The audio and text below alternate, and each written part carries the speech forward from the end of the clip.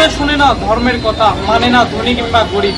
বার্ধক্য যেই মানুষটিকে তাড়া করে বেড়াচ্ছিল, সেই মানুষটি রাস্তায় নেমেছিল রিক্সা নিয়ে। রিক্সা কেনা অর্থ ছিল না তার কাছে। সম্প্রতি এনজিও থেকে লোন নিয়ে ভ্যানটি ক্রয় করেছিলেন তার জীবিকার চাকা ঘোরানোর জন্য। চোর এসে তার চারপাশটিকে অন্ধকার করে দিল। চোরের খপ্পরে পড়ে বৃদ্ধ লোকটির জীবিকার চাবিতে তালা লেগে গেল। এখন একদিকে যেমন তার সংসার চালানোর চিন্তা, অন্যদিকে তার থেকেও বড় চিন্তা এনজিওর কিস্তি। তো দর্শক, চলুন মূল কথা তার মুখ থেকে শোনা যাক। রাত 8টার দিকে সেদিন রাস্তার পশ্চিম সাইডে রেখে দেখি আমি একটু কাঁচা বাদাম নিয়ে গেছি। কাঁচা বাদাম নিয়ে আসি, দেখি যে ভ্যানটি আমার হারিয়ে গেছে। আর খুব খোঁজাখুঁজি করেও ভ্যানটা আর আমি পাইনি, কোনো দিকে নয়। ভ্যানটা আমার উঠানো ছিল ব্যাংকের কিস্তি তুলে উঠানো ছিল। ভ্যানটি হারে যাওয়ার পর আমি পরিবারের খুব সমস্যার মধ্যে পড়ে গেছি।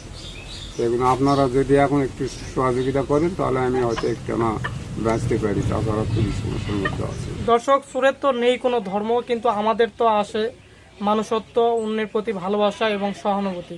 কাজে আসুন আমরা সকলেই তার পাশে দাঁড়াই, সকলে মিলে তাকে একটি ভ্যান কিনে দেওয়ার চেষ্টা করি। বৃদ্ধ লোকটির পাশে আর্থিকভাবে দাঁড়ানোই ছিল এই ভিডিওর মূল উদ্দেশ্য। কাজে আসুন ভাই, আমরা সকলেই তার পাশে দাঁড়াই।